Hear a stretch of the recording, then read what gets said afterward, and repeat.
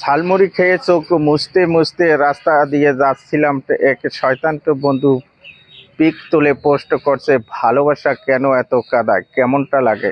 কবি বলেছেন, যেখানে দেখবে সুন্দরী নারী সুরে মারো পানি, পাইলেও পাইতে পারো ময়দার মাঝে কয়লার খনি।